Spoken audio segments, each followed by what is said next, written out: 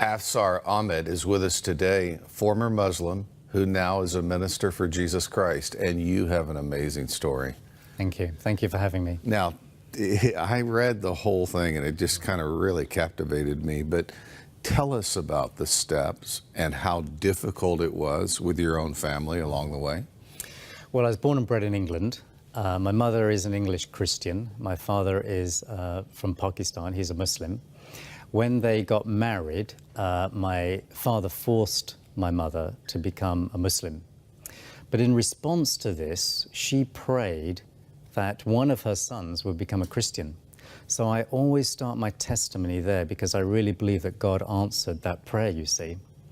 Whilst growing up, my father always made sure he took us out of primary school, especially at Easter time and Christmas time, because he didn't want us to hear the messages connected with these events, you see.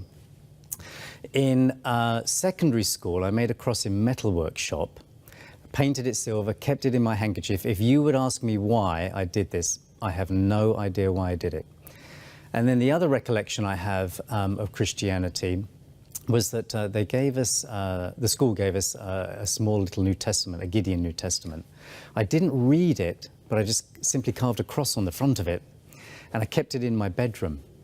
Now, a couple of years later, that became an issue because my parents wanted to emigrate to Canada, and my father was going through my things to see what I could take with me, and he came across this little Bible, you see, and he became very angry, and I saw fear in his eyes, and I wondered why.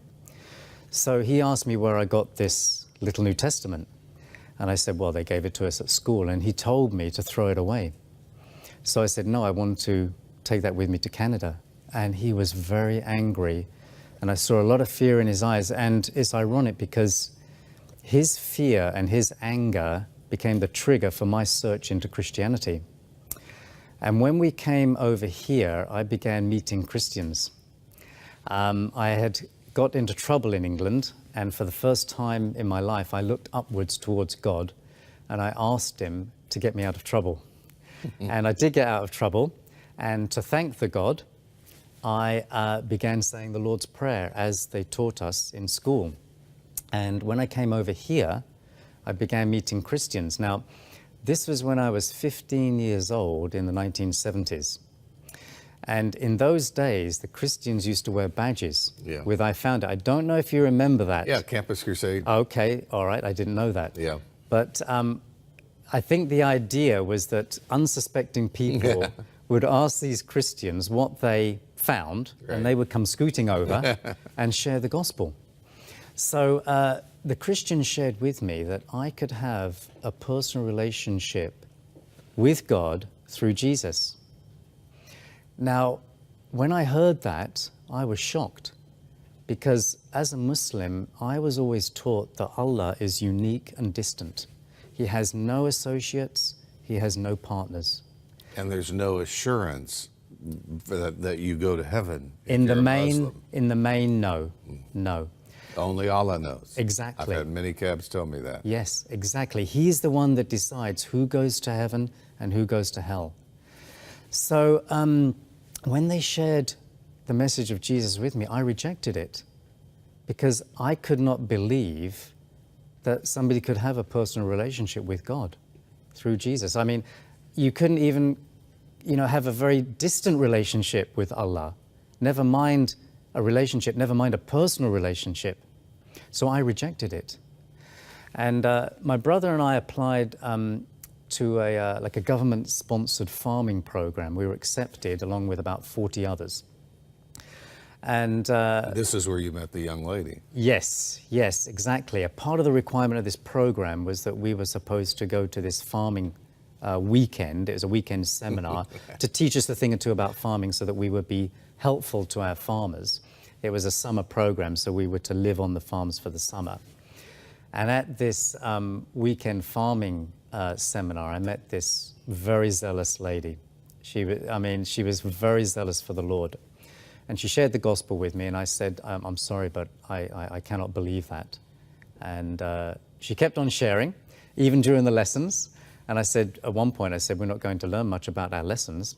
But she didn't take a blind bit of notice. So simply carried on sharing with me the gospel. So it got to a point where she said, all right. She said, I'm going to prove to you that my God is a real God.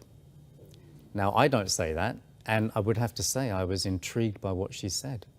So I said to her, I said, how are you going to do this? And she said, well, I'm going to demonstrate for you an answer prayer based on my personal relationship with God. So I said, what prayer? And she said, I'm going to pray that you go on a farm where they're all born-again Christians. And she actually said this. She said, and where you get the gospel rammed down your throat for 2 solid months. I immediately I love said, this part of the story. yeah, I immediately said to her, I said, Allah is not going to answer that prayer. I was angry because I said to her, I said, we do not tell Allah what to do. He tells us what to do. It's the other way around. Right. So she said, I believe that God will answer that prayer. And we were arguing all the way until we left the seminar.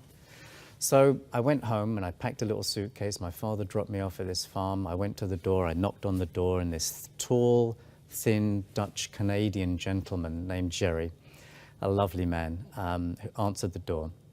He was just about to introduce himself when I noticed behind him what I thought was a painting of Jesus, because the man in the painting had a halo on his head. So as he was just about to introduce himself, I said, hold it. I said, is that a painting of Jesus behind you? And he said, yes. My heart began to beat a little faster. And so I said, are you a Christian full of light or something? And he said, I'm a born-again Christian. So I said, do you have a family? And he said, I have a wife and 3 daughters. Oh, this is great. And I said, is your wife born again?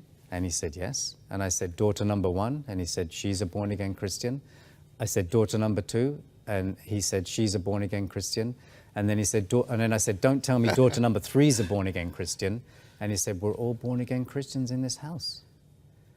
And I mean, I cannot, I was overwhelmed. It's hard to explain how I felt, because I was overwhelmed, I was humbled, and at the same time, I couldn't work out how this young 16-year-old girl could pray to Allah and Allah answer a prayer. I'd never heard of this before in Islam. So the net effect of this was that it opened my heart to what Jerry had to share with me, the message that he had, the message that he believed, the message that he lived. And I think over the course of the summer, he won me over by 2 things. First of all, his love. He had a love which I'd never seen in Islam before. Yeah. It was gentle, it was patient, he was forgiving, he was kind. And over the course of the summer, his love, the love of the Lord, just shined through his heart, through his eyes, through his speech, through his behavior. It was wonderful.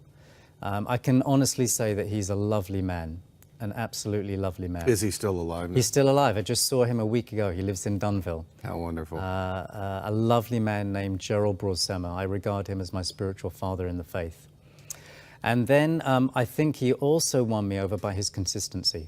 Yeah. He practiced what he preached. He was what we call the genuine article in England. He was consistent. He was almost a walking example of Scripture. A living example of the Word. He really was. He was, to put it in terms of what James says, he was a doer of the Word and not just a hearer only.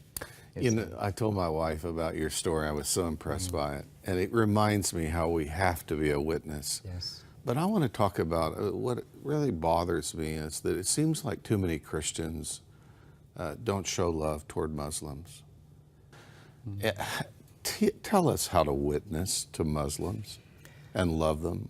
Yeah, I mean, my mind goes to Matthew chapter 9, where Jesus saw the crowds and he had compassion for them because they were harassed and helpless like sheep without a shepherd. I think I would suggest that we first of all need to see the way that Jesus sees, that they are harassed and helpless. They may fear God, they may worship God, They may be completely devoted to God, but the huge difference is they do not know God personally. They do not have Jesus. And that makes all the difference in the world. So I would say, first of all, for us to see the way that Jesus sees, that he sees a people that he loves.